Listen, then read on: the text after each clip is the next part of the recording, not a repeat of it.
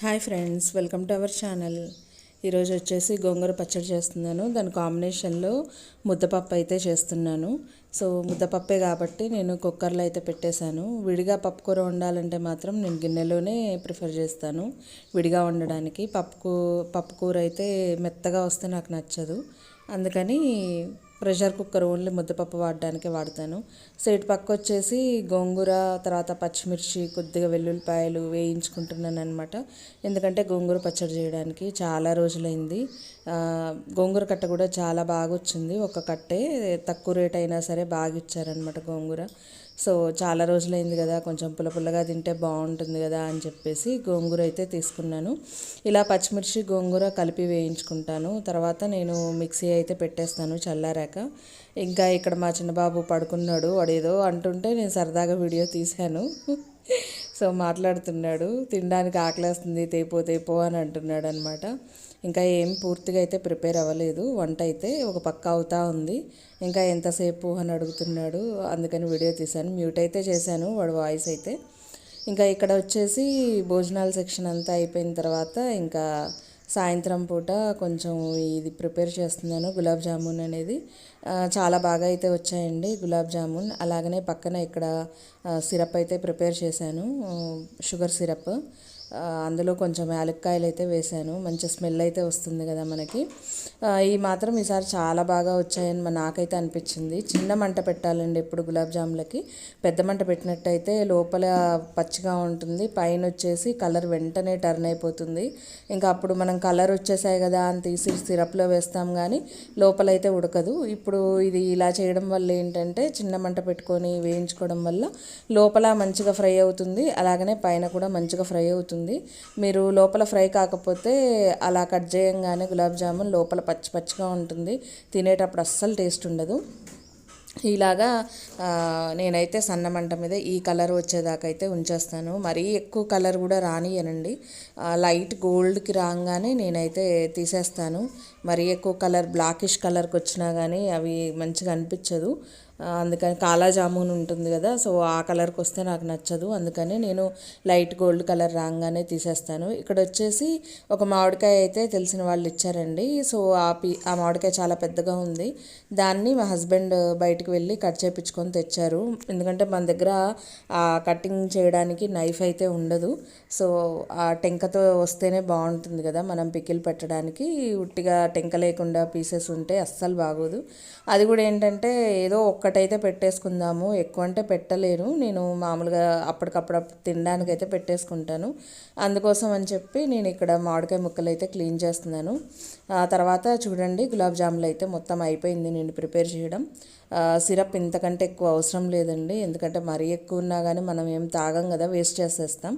So దానికి సరిపడా అయితే ఉంటుంది. చక్కగా ఇవి కాసేపటికే పీల్చేసాయి చూడండి, మంచిగా ఉబ్బేసాయి. ఇంకా పైన ఉన్నాయి కూడా మంచిగా వచ్చేసాయి. ఇంకా నేను పక్కకు జరిపేసి ఫస్ట్ వేసింది అయితే తీసి చూపిద్దామని చెప్పి నేను పక్కకు జరిపి తీస్తున్నాను. చూడండి అస్సలు ఎక్కడా ఒక క్రాక్ కానీ ఏదీ లేదు, మంచిగా సాఫ్ట్గా అయిపోయింది గులాబ్ జామున్ పీల్ చేసుకొని. ఇంకా ఆ తర్వాత వెంటనే ఇక్కడ ఫ్రూట్ సలాడ్ అయితే ప్రిపేర్ చేస్తున్నాను. ముందుగా కస్టర్డ్ పౌడర్ ఉంది కదా, ఒక 2 టేబుల్ స్పూన్స్ నేను లైట్గా కొంచెం పాలు వేసేసుకొని మిక్స్ అయితే చేశాను. ఆ తర్వాత మిగతా పాలు ఇక్కడ బాయిల్ చేస్తున్నాను. మీగడ బయటికి రాకుండా ఇలా కలిదిప్పుతూ ఉండాలన్నమాట. ఒక పొంగు అలాగా వచ్చేసాక మనం కస్టర్డ్ పౌడర్ యాడ్ చేసేయడమే. షుగర్ మనకి ఎంత కావాలో అంత యాడ్ చేసుకోవడమే. సో ఇక్కడ ఆల్రెడీ కాగినాయి కాబట్టి నేనైతే షుగర్ అనేది యాడ్ చేస్తున్నాను. ఒక గ్లాస్ పోసాను కానండి, ఇంకొక హాఫ్ గ్లాస్ పైనే పట్టింది షుగర్ కూడా. ఎందుకంటే నాకు తీపి సరిపోలేదు అనిపించింది ఒక గ్లాస్ పోసాక కూడా.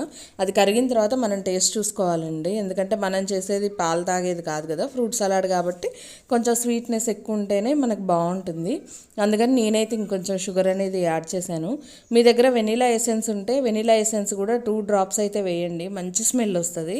సో వెనీలా ఎసెన్స్ లేకపోతే వదిలేసేయండి, అదేం మ్యాండేటరీ కాదు.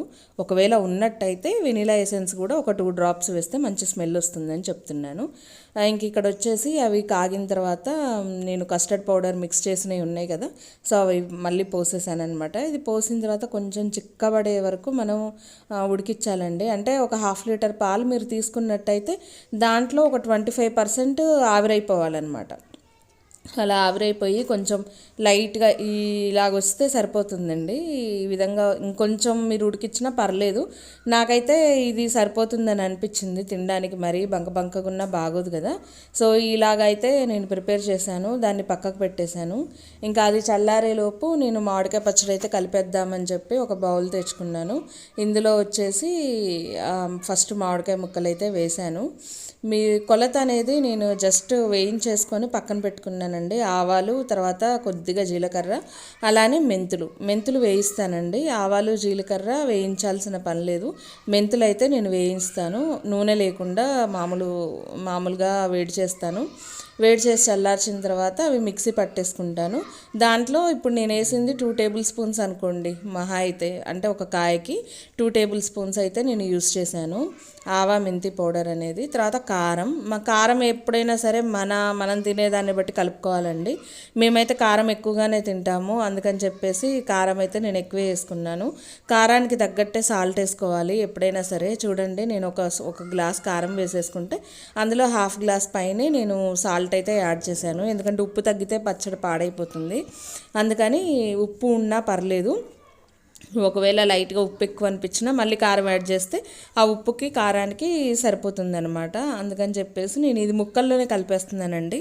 ఫస్ట్ ఆయిల్ వేడి చేయకుండా నేను ముక్కల్లోనే కలిపేస్తున్నాను. ఇలాగా ఒక 5 నుంచి 10 నిమిషాలు మనం ముక్కలకి ఇలా చేసినట్టయితే మంచిగా ఉప్పు, కారం, మెంతి పిండి అన్నీ కూడా ముక్కలకైతే కలిసిపోతాయి అన్నమాట మంచిగా. అందుకని చెప్పేసి నేను మొత్తం ఇలాగా కలిపేసుకుంటున్నాను ఫస్టే చేతితోటి. ఆ తర్వాత లాస్ట్లో నేను ఆయిల్ అయితే యాడ్ చేస్తానండి. ఆయిల్ కూడా ఏంటంటే నేను కాగబెట్టి చల్లార్చిన ఆయిలే పోస్తానండి. నేను పచ్చిదైతే పోయాను, ముందు కాగబెడతాను, తర్వాత చల్లారుస్తాను. నేను ఆయిల్ పోసేటప్పుడు మీరు అక్కడ గమనించారా, వెల్లుల్లిపాయలు ఆయిల్ వేడయ్యి ఆఫ్ చేసిన తర్వాత నేను అందులో కొద్దిగా చల్లారిన తర్వాత అందులో వెల్లుల్లిపాయలు వేస్తాను. ఎందుకంటే లైట్గా వేడున్న ఆ వేడికి వెల్లుల్లిపాయలు లైట్గా మగ్గుతాయి అన్నమాట. అవి పచ్చళ్ళలో వేసుకుంటే కొంచెం పచ్చిగా కొంచెం వేగినట్టుగా టేస్ట్ కూడా చాలా బాగుంటుంది ఉప్పు కారం పట్టి. అందుకని నేనైతే అలా వేసుకుంటాను. ఇంకా ఇప్పుడు వచ్చేసి వీటన్నిట్లలో నేను చక్కగా కలిపేసుకుంటున్నాను అనమాట ముక్కలకు పట్టేటట్టు.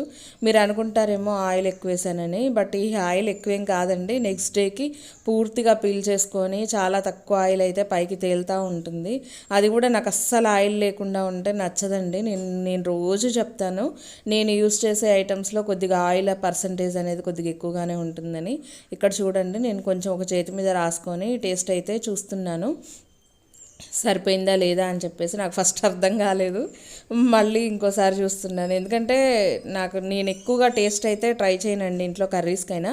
నేను వేసానంటే మ్యాక్సిమం సరిపోతూ ఉంటుంది, మళ్ళీ కొత్తగా కలపాల్సిన పని అయితే ఉండదు. నాకు ఇప్పటిదాకా అలాంటి పని కూడా ఏం రాలేదు. అందుకని చెప్పేసి నేను ఏదో ఇది పచ్చడి కదా, మళ్ళీ మనం కలపలేము, అందుకోసమని ట్రై చేశాను. అందుకని నాకు ఫస్ట్ టైంకి అయితే అర్థం కాలేదు. సెకండ్ టైం మళ్ళీ నేను టేస్ట్ చేశాక ఓకే నాకైతే సరిపోయింది అని అనిపించింది. ఆ తర్వాత మళ్ళీ 10 నిమిషాలు ఆగి మళ్ళీ నేను మిక్స్ చేయడం ప్రారంభించేసాను అనమాట. ఎందుకంటే మామిడికాయ ముక్కలన్నీ పైకి తేలి కారం అంతా కిందికి వెళ్ళిపోతే ఉపయోగం ఉండదు కదా, అందుకని కలిదిప్పేసి నేను ఆ బౌల్ని అయితే పక్కన పెట్టేశాను. ఇక ఇక్కడ ఇందాక చెప్పాను కదా చల్లారేలోపు పచ్చడి కలుపుతానని, నేను పచ్చడి కలిపేలోపు పాలు అవన్నీ చల్లారాయి అనమాట. ఇంకా నేను ఫ్రూట్స్ అయితే కట్ చేసుకునే పెట్టుకున్నాను. దానిమ్మ, గ్రేప్స్, అలాగనే బనానా, మ్యాంగో, సో ఇవన్నీ నేను యాపిల్ ఇవన్నీ కూడా మొత్తం అంతా కట్ చేసి అయితే పెట్టుకున్నాను. ఎప్పుడైతే కలుపుకుంటానో అప్పుడు మాత్రమే కట్ చేశానండి. ఎందుకంటే ఫ్రూట్స్ తడిగా లేకపోతే మనకు అంత అనిపించదు, టేస్ట్ తగ్గినట్టు అనిపిస్తుంది అనమాట ఎక్కువసేపు బయట ఉంచడం వల్ల. అందుకని నేను అప్పటికప్పుడు కట్ చేసి అయితే పెట్టేశాను. ఇంక ఇలాగా ఎక్కువ ఫ్రూట్స్ ఉంటేనే బాగుంటుంది. ఎప్పుడైనా మనకి ఫ్రూట్ సలాడ్ అంటేనే మనకు ఫ్రూట్స్ కదా, సో ఉంటేనే బాగుంటుంది. ఇప్పుడు దీన్ని ఏం చేస్తున్నానంటే మొత్తం అంతా కూడా నేను ఒక పెద్ద బౌల్కి ట్రాన్స్ఫర్ అయితే చేస్తున్నాను. అంటే కెమెరా నేను పట్టుకున్నాను, ట్రాన్స్ఫర్ మా బాబు చేస్తున్నాడు. ఎందుకంటే ఒకళ్ళం పట్టుకుంటే ఒకళ్ళం చేయగలం, కానీ వాడిని పట్టుకోరా నేను చేస్తానంటే లేదు నేనే చేస్తాను, నువ్వే కెమెరా పట్టుకో అని అన్నాడు. అందుకని ఇంక నేనే కెమెరా పట్టుకున్నాను. సో ఇప్పుడు ఆ గిన్నెలో ఉన్నది మొత్తం కూడా నేను బాక్స్లోకి అయితే ట్రాన్స్ఫర్ చేసేస్తున్నాను. ఇప్పుడు దీని మీద మొత్తం క్లోజ్గా మూత పెట్టేసి దీన్ని డీప్ ఫ్రిడ్జ్లో దాదాపు ఒక 2 hours పైనే పెట్టేస్తానమాట. అలా పెట్టడం వల్ల ఏంటంటే ఇది కొంచెం థిక్ అవుతుంది, అలానే నోటికి కూడా చాలా బాగుంటుంది, కూల్గా. అలానే బయట ఐస్ క్రీమ్స్ అయితే తెప్పించానండి చిన్నవి, అవి తినేటప్పుడు ఐస్ క్రీమ్స్ అయితే యాడ్ చేసుకుంటాము. ఇది నెక్స్ట్ డే వ్లాగ్ అనమాట. అంటే ఈరోజు ఉదయం పూట నిన్న కలిపాను కదా, ఎంతైనా మనం పచ్చడి కలిపిన తర్వాత కొంచెం తినకపోతే సాటిస్ఫాక్షన్ అయితే ఉండదు. అందుకని చెప్పేసి నేను కొంచెం అయితే తీసానమాట పచ్చడి బయటికి. అది ఉదయాన్నే అన్నం వండేస్తాను కదా, అన్నంలో మా హస్బెండ్ అయితే కలుపుతున్నారు అన్నం. ఇంకా కొత్త పచ్చడి అంటే ఎవరికి ఇష్టం ఉండదు చెప్పండి. కంపల్సరీ మనం కొత్త పచ్చడి పెట్టాక అందరం కూర్చొని తింటే ఆ సాటిస్ఫాక్షనే వేరు కదా. సో మేము కూడా అందరం కూర్చుంటే మా హస్బెండ్ రైస్ అనేది కలిపి ఇలా ముద్దలు చేసి ఇస్తున్నాడు అనమాట. మేమందరం అయితే చాలా ఇష్టంగా తినేసాము, మా అందరికీ సరిపోయింది. ఉప్పు కారాలన్నీ కూడా చాలా హ్యాపీగా అనిపించింది. కొత్త పచ్చడి తినాలంటే మా అందరికి చాలా ఇంట్రెస్ట్. సో ఇంకా ఈ వీడియో అయితే ఇదేనండి. మీ అందరికీ నచ్చితే ప్లీజ్ లైక్ చేయండి, అలాగనే షేర్ చేయండి. సబ్స్క్రైబ్ చేసుకోకపోతే మాత్రం సబ్స్క్రైబ్ చేసుకొని ఫాలో అవ్వడానికి